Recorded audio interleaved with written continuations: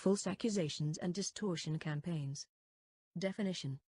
False accusations, patterns of unwarranted or exaggerated criticism directed towards someone else. The pointed finger. Almost everyone has felt the injustice of being unfairly accused at one time or another.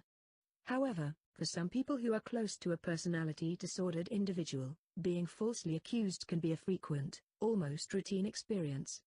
False accusations, distortion campaigns and smear campaigns can all be used with or without a grain of truth, and have the potential to cause enormous emotional hurt to the victim or even impact their professional or personal reputation and character.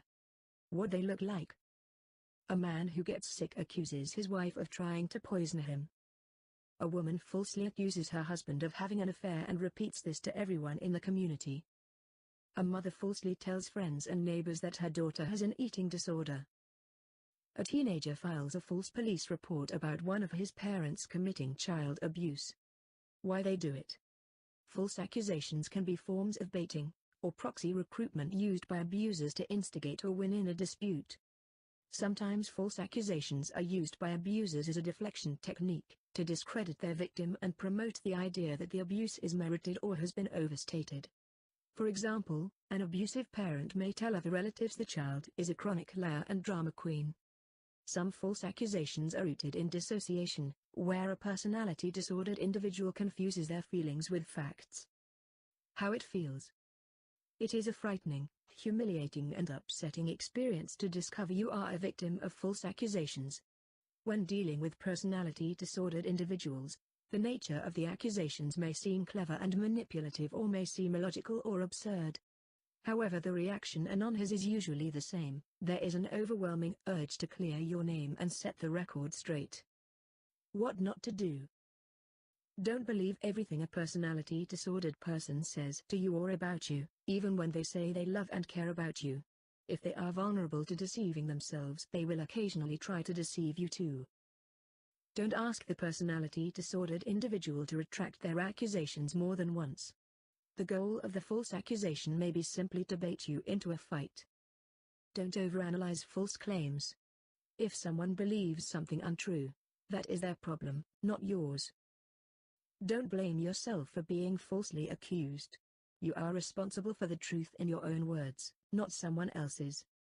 What to do? Remind yourself that one person's opinion of you does not define you. Pay close attention to the way a loved one talks about other people. That is likely to be the way they will eventually talk about you. Seek out the counsel of wise, caring and supportive people who you can trust to tell you the truth and help you rebuild your self-esteem.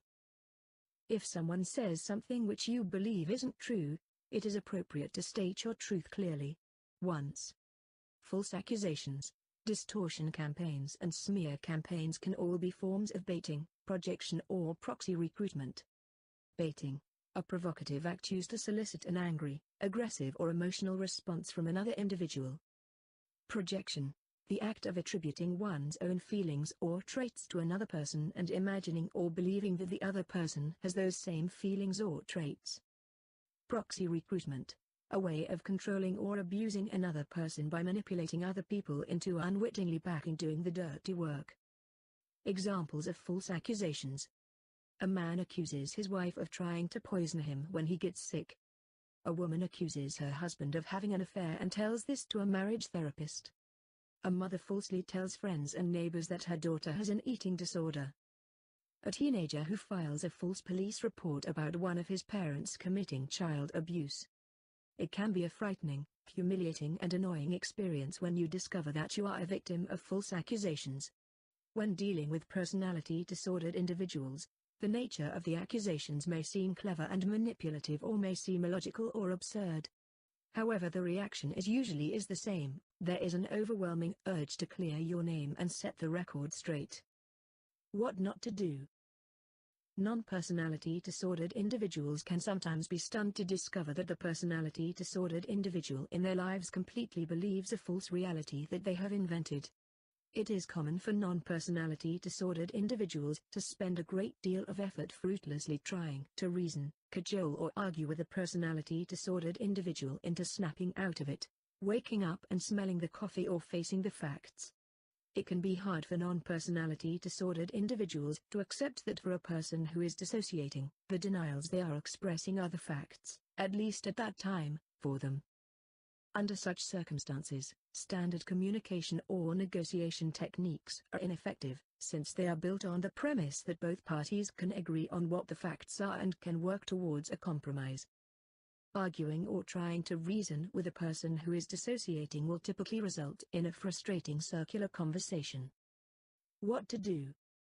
Accept that each person's reality is their own property and everyone has the right to believe what they want to believe, think what they want to think and experience their own world without intimidation, control or persecution. That applies to the personality disordered individual in your life and it also applies to you. That will mean you may have to agree to disagree on important facts, history or conclusions. Remind yourself that one person's opinion of you does not define you. You are you. Seek out the counsel of wise, caring and supportive people who you can trust to help you rebuild your self-esteem. Visit our Working on Ourselves section for some ideas. If someone says something which you believe isn't true, it is appropriate to declare "I don't see it that way." Once. If you, or any children in your care, are being exposed to abuse of any kind, take appropriate action to protect yourself and your children. After that, it is appropriate to walk away from any further discussion and go about living your life in an emotionally and physically safe, healthy, and productive way.